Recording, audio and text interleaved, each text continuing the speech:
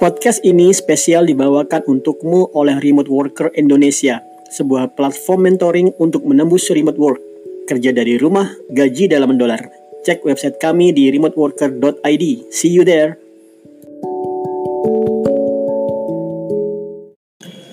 Bagi kamu yang akan memulai dunia freelancing atau remote work, pertama bedakan dulu ya, freelancing tidak selalu remote work. Freelancing itu kamu kerjakan satu project, selesai mencari project yang lain.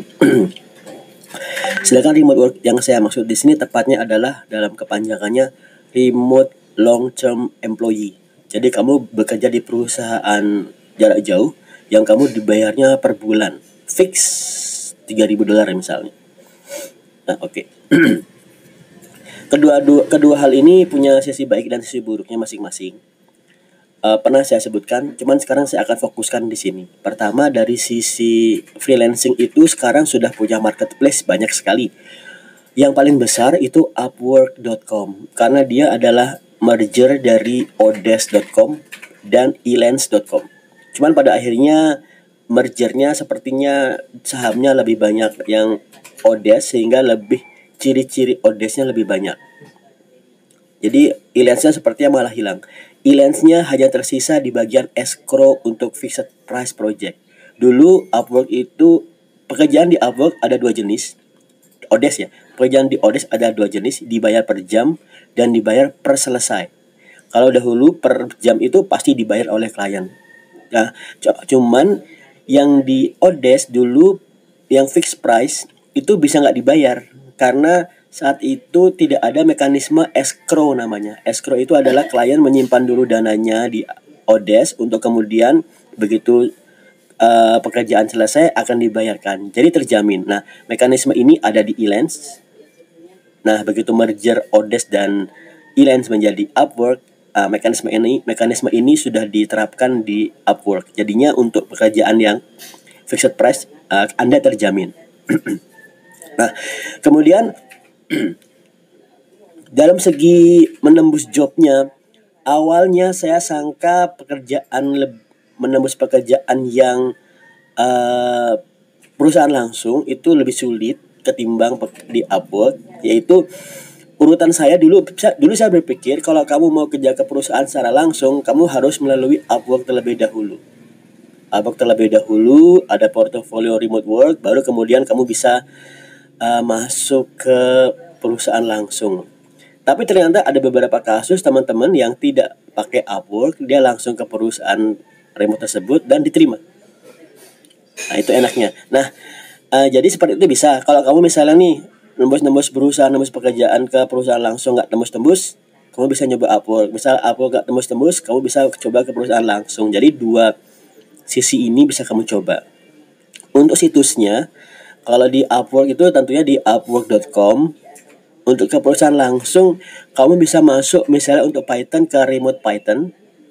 Dan kalau misalnya Python itu ada framework yang disebut Django, kamu bisa ke djangojobs.net. Itu Django aja. Atau kalau segala teknologi bisa ke remoteok.io. Kemudian juga bisa ke careerstackoverflow.com. Pada akhirnya sebenarnya mereka satu job aja. Satu job itu di-post ke banyak tempat yang saya sebutkan tadi. Nah, yang saya suka dari pekerjaan yang langsung menembus ke perusahaan tanpa melalui marketplace seperti Upwork tadi adalah seperti ini. Kalau kamu kerja di Upwork, satu job misalnya, begitu selesai klien akan memberikan rating. Ratingmu itu bisa bintang 1 sampai bintang 5. Dan kamu harus benar-benar mempertahankan rating ini.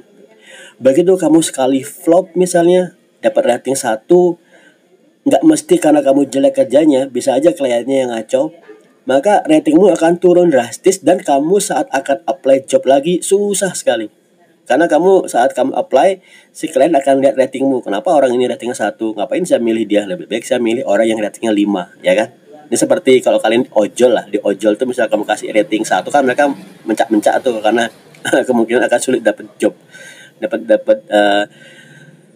Karena akan sulit dapat pelanggan. Sama seperti di Upwork seperti itu. Kamu jadi punya perasaan deg-degan untuk tetap maintain ratingmu di bintang 5. Persis seperti ojol. Nah, lebih sulit lagi adalah dahulu saat belum merger dengan Elance, Upwork itu menerapkan sistem yang sederhana untuk melakukan rating, sekedar dibagi rata aja. Misalnya ada 2 job 5 bintang, ya berarti kamu 5. Kemudian misalnya ada selanjutnya tinggal dibagi rata aja. Itu misalnya ada 10 job 5 bintang, kemudian ada 1 job 1 bintang, ya sudah tinggal 5 kali 10 ditambah 1 dibagi 11. Menurunnya seperti itu. Jadi mudah diperbaiki. Jadi totalmu masih 4,8, ya kan? Kurang lebih seperti itu.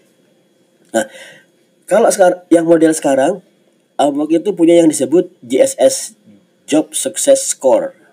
Yang menyebalkannya adalah job Success Score ini kita nggak tahu bagaimana menghitungnya. Upwork mengatakan memang dia sengaja menyembunyikan mekanismenya agar kontraktor, yaitu freelancer di Upwork, tidak bisa ngutak-ngatik itu. Misalnya gini, misalnya disebutkan kalau job success score itu berhubungan dengan seberapa cepat kamu membalas pesan dari klien yang masuk. Oke, ya berarti kamu begitu ada masuk, kamu cepat-cepatnya balas atau lain-lain sebagainya. Jadi metodenya heuristik. Jadi kita nggak benar-benar tahu sebenarnya apa. Kita sih nebak-nebak sih. Pertama, nebak-nebak itu adalah seberapa sering kamu login, seberapa sering kamu jawab, apakah kamu pernah menolak offer dari klien apa tidak, seberapa responsif kamu dalam menjawab pesan, dan lain sebagainya, dan yang disembunyikan. Kesimpulannya ada apa ya istilahnya ya? Ada ketegangan, thriller yang khas di Upwork, di mana kamu harus memaintain bintang 5mu itu atau job sukses skoremu 100%. Kamu turun sedikit aja, itu sudah akan merepotkan. Nah, seperti ini. Jadi, kesimpulannya kalau kamu mau apply job baru di klien di Upwork, kamu harus maintain skoremu. Nah, sebaliknya yang menarik adalah kalau kamu bekerja langsung ke perusahaan remote yang mana aja. Karena apa? Karena tidak ada track record, ya kan? Misalnya kamu sekarang saya akan ngambil contoh nih. Saya sedang coba apply ke satu perusahaan baru. Awalnya kalau saya mencoba di Upwork, karena saya sudah 3 tahun tidak aktif di Upwork lagi. Saat itu saya ikut dan saya sibuk di hackathon Merdeka tahun 2015 kalau nggak salah. Dan kemudian dapat job di Salesforce dan kemudian dapat job long term ke suatu perusahaan di Kanada. Maka sekarang job sukses skornya udah nyungsep ke 26% karena nggak pernah saya utak-atik lagi, udah bertahun-tahun. Nah, itu saya mau apply udah sulit banget.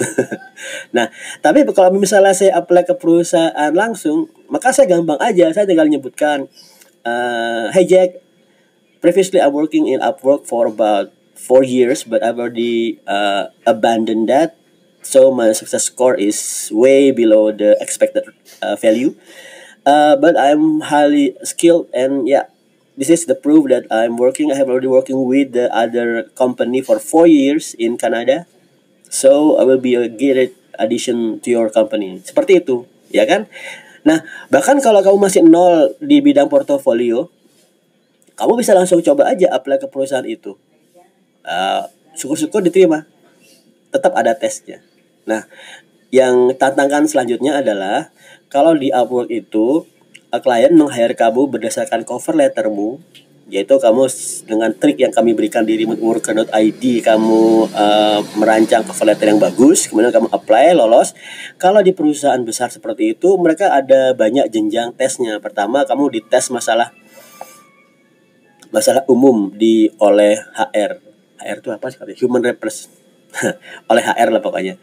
Nah, kemudian setelah itu kamu dites coding secara live.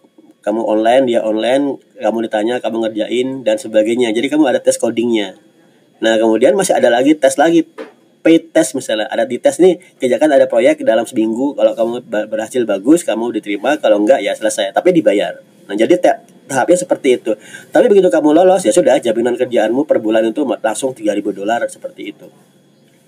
Oke, ini sekedar masukan bagi teman-teman yang sedang nembus Upwork. Kamu bisa mempertimbangkan kerja langsung ke perusahaan, tapi ada sisi lainnya lagi. Kalau kerja di perusahaan itu, kamu harus benar-benar kerja 8 jam per hari, nggak boleh absen.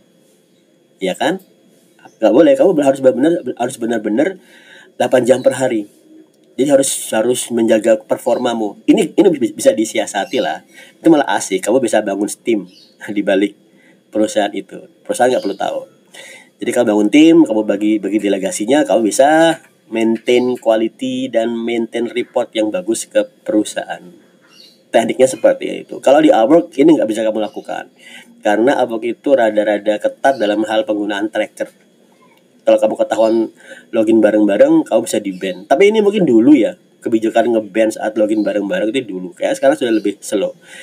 So itu dia dua jenis job, freelancer di Upwork atau remote long term ke perusahaan dengan benefit dan kesulitannya masing-masing.